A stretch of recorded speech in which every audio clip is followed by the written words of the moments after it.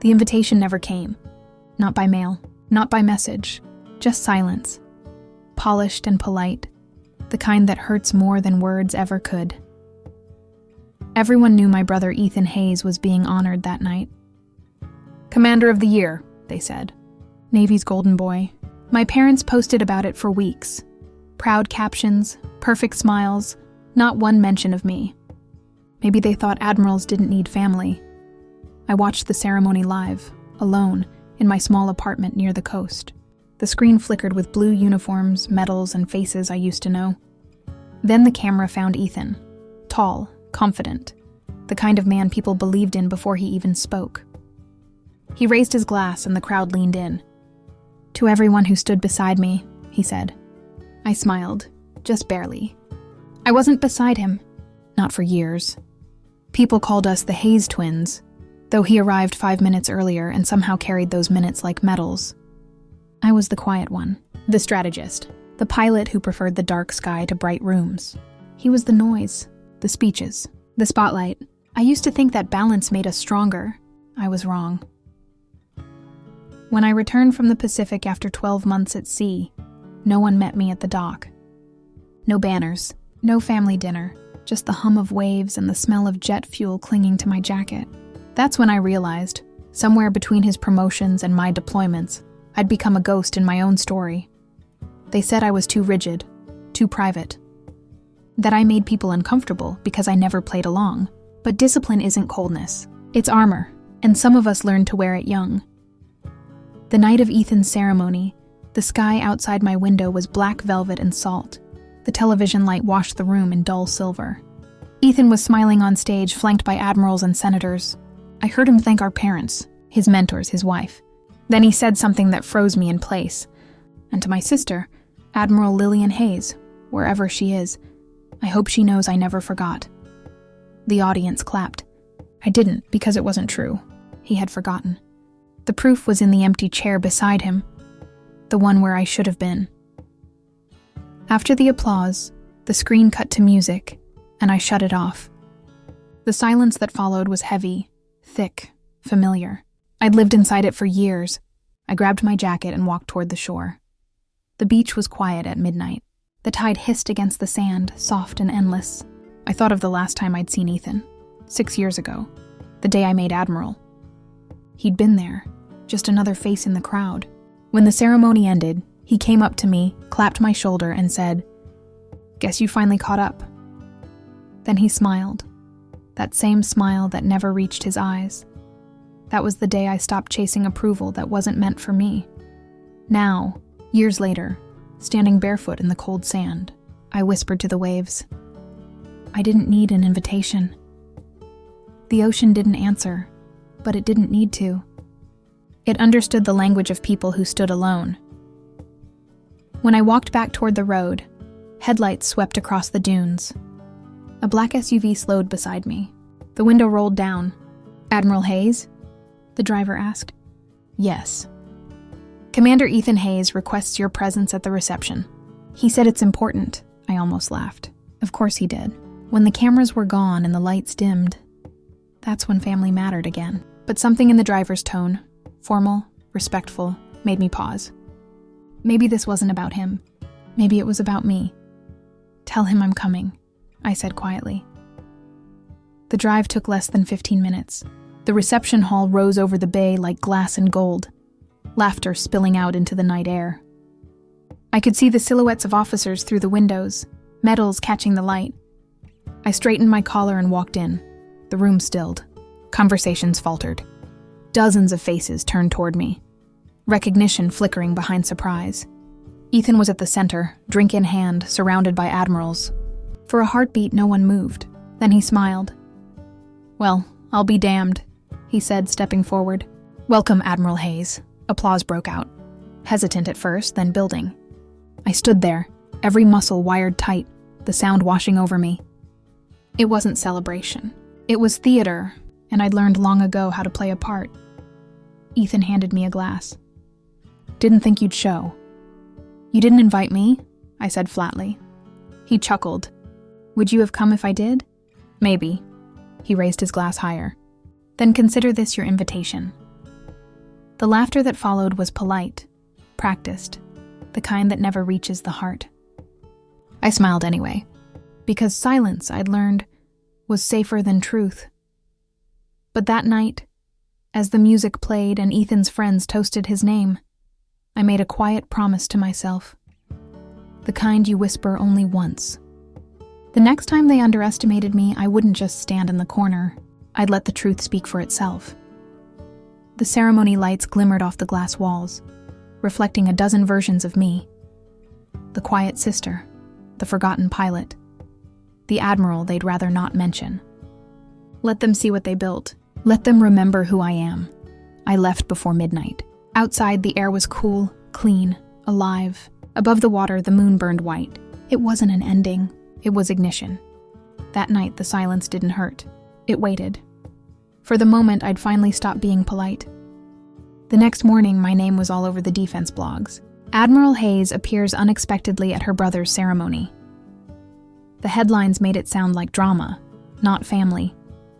But that's what we'd become. Headlines instead of humans. I didn't care. Not until my phone buzzed. Dad calling. I let it ring twice before answering. Lillian.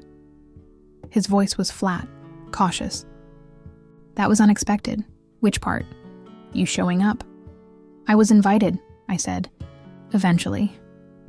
He sighed, that old military kind of sigh. Half disappointment, half control. You made a scene. No, Dad. I walked into a room. That's what I mean. He paused. Your brother worked hard for that moment. You could have been invisible? Silence. Then quietly. You always take things too far.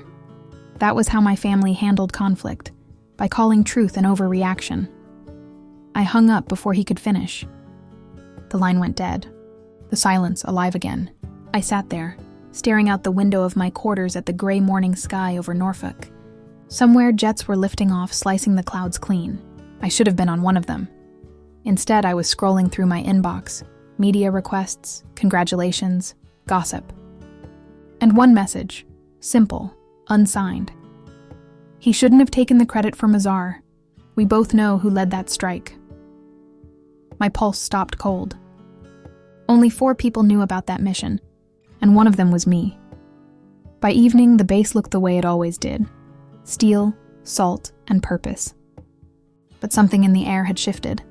Rumors carried fast in the Navy. If Ethan had claimed command of Operation Mazar, he'd rewritten history. I found him on the tarmac, surrounded by officers and photographers. The hero again. Same confident grin. Same hollow applause. He saw me before I spoke. Lil, you here to congratulate me properly this time? I'm here to ask you a question, I said. Can it wait? It's waited 3 years. His smile faltered just slightly. Fine, walk with me. We stepped past the hangar doors, the wind pulling at our uniforms. The light off the water cut across his face, half shadow, half gold. You said in your interview you led Mazar, I said. I did. You weren't even in the air. He exhaled, looked away. They needed a face, Lil, someone the public recognized. So you took my mission. I protected the team's reputation. You protected your ego. The words hung there, sharp as shrapnel. He turned back, voice lower. You think anyone would believe it was you? The silent sister who doesn't show up, doesn't talk to the press, doesn't play nice? He didn't answer. I took a step closer. You took my name off the report. You erased me. He didn't deny it. That silence was confirmation enough. For a long moment, all I heard was the wind and the distant crash of the waves beyond the base. When he finally spoke, it was soft, almost human. I did it because Dad said it would confuse people. 2 officers from one family. He thought a woman couldn't carry the story, I finished. Ethan didn't look at me. He thought it would divide the legacy. Then maybe it's time to break it. I walked away before he could respond. That night, I sat in my office staring at the mission file. Operation Mazar, my flight logs, my after-action report, redacted, sanitized, rewritten. The credit line read, Commander Ethan Hayes, Air Coordination Lead. I laughed, low and bitter. He wasn't even there when we hit the ridge. He was miles away, grounded by weather. I still remembered the comms, the sound of static, the voice of a young pilot screaming coordinates, the explosion that swallowed his signal whole.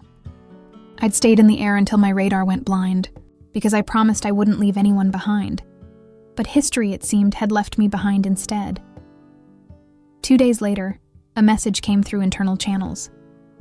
Admiral Hayes requested presence at the Pentagon Medal Review Board. Ethan's name was on the CC line. Of course it was.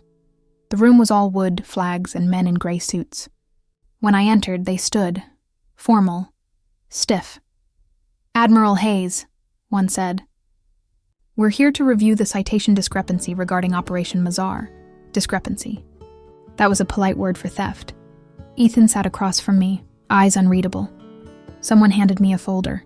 Inside, copies of both mission reports, mine and his, side by side, the truth and the rewrite.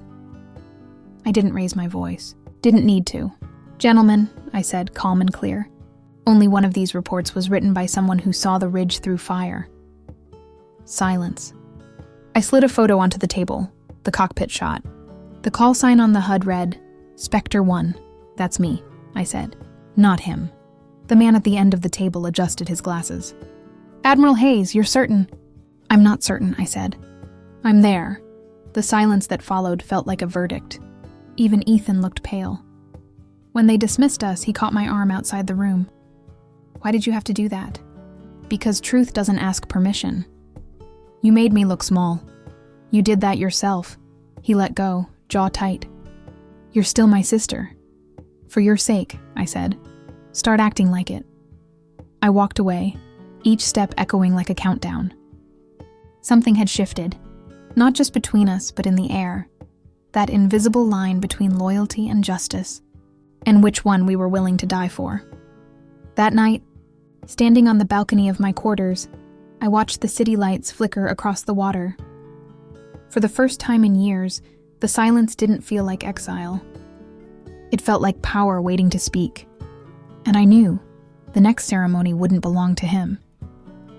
The news didn't leak. It detonated. 2 weeks after the board hearing, a headline crawled across every defense site and morning broadcast. "Operation Mazar report corrected. Actual flight lead identified as Admiral Lillian Hayes." No adjectives. No drama. Just the truth, finally written down. By noon, the Navy press office called, asking if I wanted to make a statement. I said nothing. Silence had done its damage once. Now I wanted to see what it could heal. When I stepped out of my quarters, reporters were waiting beyond the gate, microphones like rifles raised. "Admiral Hayes, did your brother falsify the mission logs? Are you planning to press charges? Do you think gender played a role?" I walked past them. Sometimes the strongest answer is the sound of your boots on pavement. That evening, the Atlantic turned copper under the sunset. I found myself driving again, back toward the coast, toward the same family house that still smelled of salt and grilled corn and history. A reunion was already in motion. Dad's 65th. Unavoidable. When I pulled into the driveway, I saw the same string lights blinking above the yard, the same laughter spilling out of the porch. Different tone this time, guarded, uneasy. Mom saw me first. "Oh, Lillian," she said, half smile trembling. "You look tired." "I'm fine." Ethan was by the grill, posture too straight, beer untouched. For once, he wasn't performing. He looked up, met my eyes, and the crowd thinned like fog. People found excuses to wander inside. Only the two of us remained by the crackle of coals. "So," he began, voice brittle, "you got your credit." "I didn't take it," I said. "I earned it back." He nodded, staring into the flames. "Dad's embarrassed. He should be proud. Both his kids made history." He huffed out something that wasn't quite laughter. "You really don't make things easy." "Neither does truth." For a long while, the only sound was the sea behind the dunes and the slow hiss of the grill. Finally, he said, "You think I did it on purpose?" "Maybe I did, but I was drowning in expectations, Lil. Dad wanted a son who never lost." "And he got one," I said. "At the cost of a sister he forgot existed." He turned then, eyes sharp with guilt. You think I didn't feel it? Every medal, every speech, I knew whose shadow it was built on. Then why not stop? Because I didn't know how. The words cracked something open in both of us. Behind us, the door creaked. Dad stepped out, slower now, gray in the edges. He looked at me, then at Ethan, then down at the deck boards between us. I watched that broadcast, he said quietly. They asked me for comment. I told them the Navy doesn't need my opinion. Maybe your daughter does, Mom said from the doorway, voice steady. Dad sighed, heavy and real. When I joined, women didn't fly jets. I thought protecting you meant keeping you small. Turns out I was just protecting my own ignorance. He looked up. I'm sorry, Lil. For the first time, I saw it. An apology without rank, without protocol. Just a man standing in the wreckage of his own lessons. Ethan stared at him, then at me.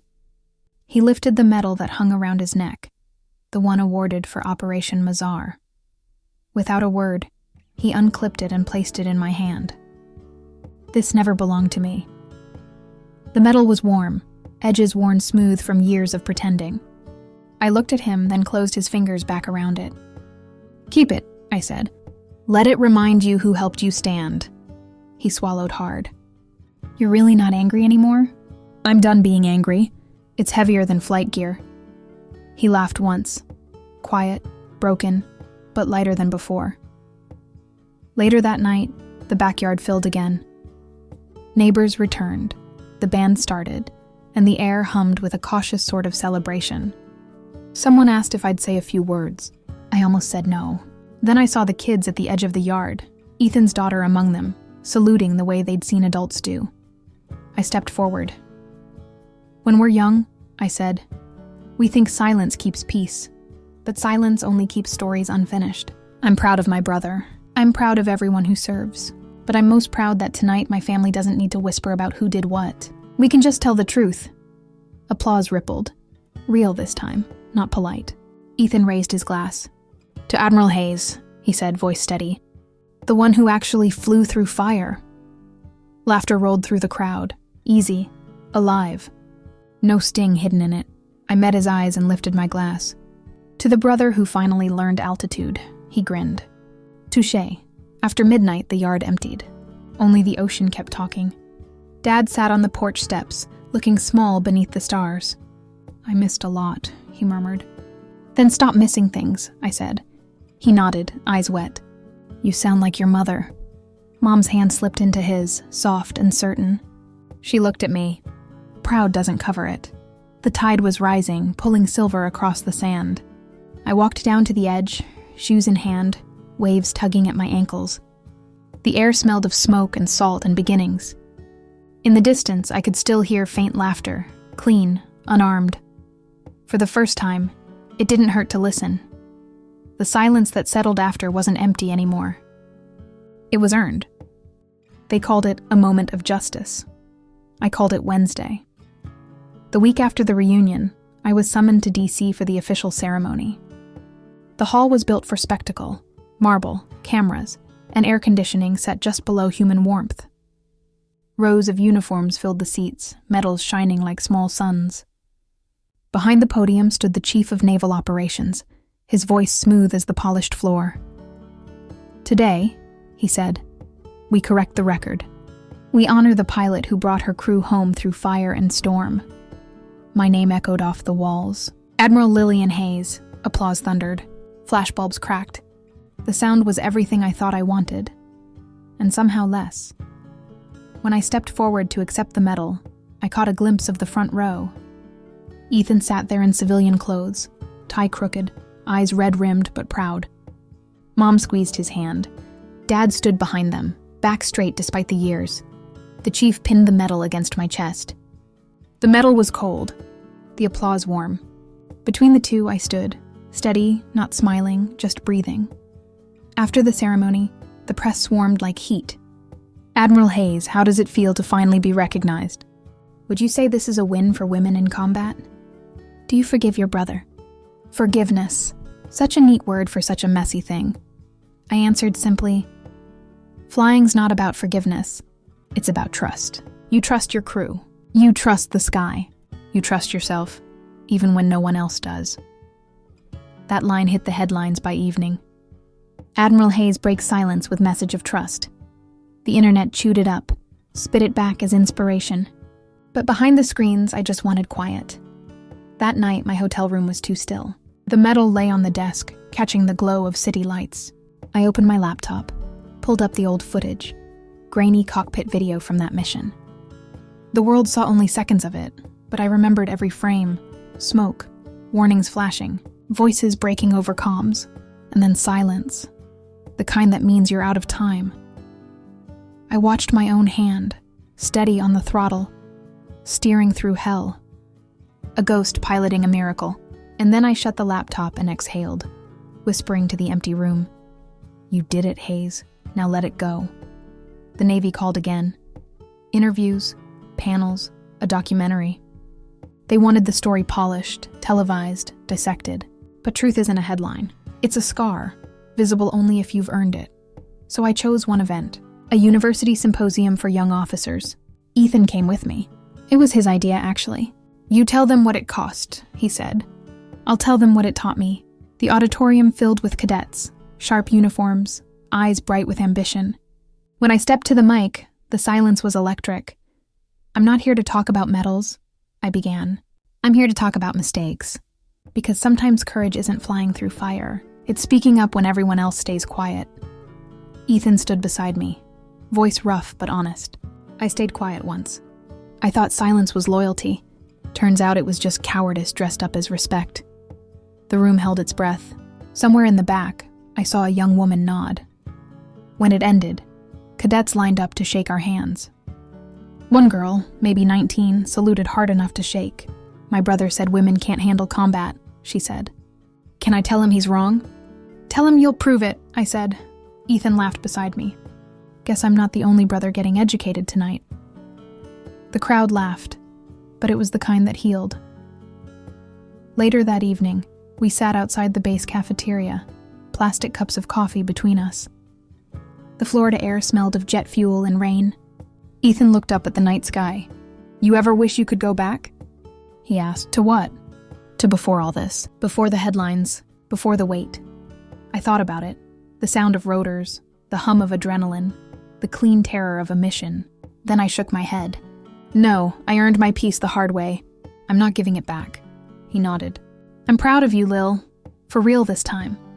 "I know," I said. And I did. Weeks passed. The noise faded. The medal went into a drawer. But every now and then, letters arrived. Handwritten, folded twice, stained with jet grease or desert dust. Some from pilots, some from soldiers. One simply read, "Because of you, I didn't quit flight school. J. Morales, Lieutenant Junior grade." Those were the real awards, unseen, unannounced, the kind that didn't need ceremony. One morning, I got a call from command. They wanted me back, not for combat, but to lead the new training division for advanced air ops, to teach the next generation what no manual could. I hesitated. Teaching meant staying on the ground. No roar of engines, no sky. But maybe that's what leadership really is, giving your wings to someone else. When I walked into the hangar that first day, sunlight hit the metal birds lined up like soldiers. Dozens of cadets snapped to attention. I caught a reflection in one of the planes, my own face, older, quieter, but still carrying that same fire. "Let's fly," I said. The engines ignited, thunder rolling down the runway. The sky opened up, vast and forgiving. That night, back in my quarters, I found an old photo tucked into my flight jacket, the one Dad had taken years ago. Me, 10 years old, sitting in the cockpit of a museum jet, pretending to steer. On the back, in his handwriting, "One day you'll fly for real. And when you do, remember who you are." I smiled. I remembered. Outside, thunder murmured over the coast. Not war this time, just weather. Still, I stepped onto the balcony, lifted my face to the rain, and whispered to the storm, "I'm still flying." The sky didn't answer. It didn't need to. 12 years later, the world had changed, but the sky still looked the same. The airbase at Pensacola shimmered under late summer heat. Rows of cadets lined the tarmac, their white uniforms glowing in the Florida sun. Somewhere among them, a young pilot stood at attention, posture perfect, jaw set with quiet confidence. Her name was Elena Hayes, my niece. Ethan's daughter, she had my eyes, my stubborn chin, and my father's calm before a storm. I watched from the back, dressed in civilian clothes now. No medals, no rank, just me, Lillian Hayes, retired admiral, teacher, survivor of a sky that almost broke me, but never quite did. The loudspeaker crackled. Lieutenant Junior Grade Elena Hayes, step forward. She moved with that blend of nerves and grace that only first flights give you. When the commander handed her wings, the crowd cheered, a roar that hit me like memory. After the ceremony, she spotted me near the edge of the runway. "Aunt Lil?" she called, breaking formation, rules forgotten. She ran straight into my arms. Her uniform smelled of jet fuel and adrenaline, the smell of beginnings. "I got them," she whispered, voice trembling. "I know," I said. "You earned them." Later we sat by the sea. Same stretch of coast I'd walked a lifetime ago, when silence was the only thing anyone gave me. The waves rolled steady, the wind carrying the distant hum of jets. Elena pulled something from her pocket, an old brass coin, edges worn smooth. "Dad said this belonged to you once." She placed it in my hand. The sunlight caught the engraving, Revenant Unit, through fire we rise. I smiled. "Your dad's sentimental now." "He said it started with you," she replied. "No," I said softly. "It started when I stopped being quiet." She looked out toward the water. "Was it hard?" "Flying then," I nodded. "Harder than it looked. Easier than giving up." "Were you scared?" "Every single time," I said. That's why it mattered. She was quiet a long moment, the kind of quiet that isn't empty, just deep. Then she said, "I want to make the name mean something." "It already does," I told her. "You just have to live it." That night, the base hosted a dinner. Ethan was there, older now, slower to laugh but quicker to listen. Mom had passed 2 years before, her photo resting on a chair beside us. Dad's cap hung on the wall behind the stage. When Elena was called to speak, she froze for half a second, the same flicker of doubt I'd seen in myself once. Then she lifted her chin and said, "My aunt taught me that courage isn't about being the loudest voice. It's about the one that doesn't stop speaking truth, even when nobody listens." The room stood still. Applause came slow, then built like thunder. I caught Ethan's eye across the table. He mouthed, "She's you." I smiled. "No," I mouthed back. "She's her." Afterward, we walked outside together, me, Ethan, and Elena, into the humid Florida night. The stars above looked close enough to touch. A low rumble echoed across the sky. Then, the sound we all knew. Jets. 3 T-45s swept overhead in perfect formation. Their afterburners painted streaks of fire across the dark. One broke formation, climbed higher, and rolled once before disappearing into the night. Elena grinned. "They did that for me?" Ethan chuckled. "For all of us, kiddo." I just watched the trails fade, silver against black, and whispered, "They did it for everyone who ever flew through fire." Later, when the crowd thinned and the music dimmed, Ethan handed me a small box. Inside was a photograph, the same one Dad had once kept in his desk. Me, young, sitting in that old museum jet, only now, next to it, another photo. Elena, in her real cockpit, smiling through sunlight. 2 generations, same dream, same sky. He said, "You know, I almost didn't invite you to my first ceremony. I thought you'd make me look small." "I remember," I said. He looked down. "Turns out you made me look up." We both laughed, soft and tired, the way people do when they've finally stopped fighting ghosts. The next morning, I woke early. The base was quiet, the kind of quiet I'd once mistaken for loneliness. Now it just felt like peace. I walked the length of the runway alone. The sun was just climbing, gold spilling across metal and asphalt. Every sound echoed, distant seagulls, the hum of hangar doors opening, the pulse of a new day beginning. Halfway down the line, a cadet saluted. "Morning, Admiral." I almost corrected him. Retired, I wanted to say, but stopped. Once an admiral, always an admiral. Not for rank, for what it meant. I returned the salute, then kept walking. At the edge of the runway, I paused. The horizon glowed soft and wide, the same line I'd chased my whole life. And for a moment, I could almost hear it again. The engine's roar, the rush of air, the quiet heartbeat between danger and destiny. Then a voice behind me, small, steady. "Elena, ready to go home?" I smiled. I never left. We stood there, two Hayes women, two stories bound by one sky. And as the wind picked up, carrying salt and sunlight, I realized something simple. I hadn't just survived the storm. I'd taught the next one how to fly through it. When we drove away, the base shrinking in the mirror, Elena reached for the coin hanging from the rear view. It swung gently, catching the light. "Dad says you kept this forever." "I did," I said. "But it's yours now." She smiled, eyes bright. "What if I lose it? Then you'll still have what it means." The road curved toward the horizon. Ahead, the sky blazed open, vast, endless, waiting. I pressed a hand against the glass, felt the hum of the world beneath it, and whispered to no one and everyone at once. The silence is gone. The sky remembers, and so do we.